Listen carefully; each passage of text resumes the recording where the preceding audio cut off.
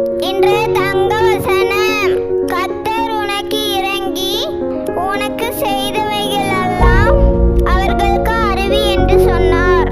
Mark 5:19. இன்றைய தியானம், வாழ்வை மாற்றும் இயேசு.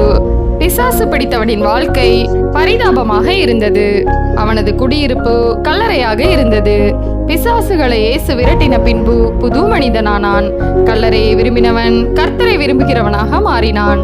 கர்த்தர் அவனுக்கு செய்த நன்மையை அநேகருக்கு அறிவிக்கும்படி கூறினார்.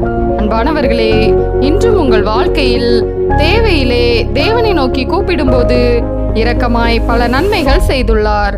தாழ்வான நிலையிலிருந்து உங்களை உயர்த்தியுள்ளார். ஆனால் நாமோ நன்மைகளை பெற்ற பின் நம்முடைய சுயநீதி, தகுதி, திறமையால் நாம் முன்னேறியதாக கூறிக்கொள்கிறோம். ஏறி மேலே வந்த பின்பு ஏணியை மறந்து விடுகிறோம். கர்த்தர் நமக்கு காண்பித்த தயவை மறக்க கூடாது. அநேகருக்கு நாம் பெற்ற நன்மைகளை அறிவிப்பவர்களாய் மாற வேண்டும். கர்த்தர் நமக்கு செய்த எல்லா உபகாரங்களையும் நன்றியுள்ள இருதயத்தோடு அநேகருக்கு அறிவிப்போம்.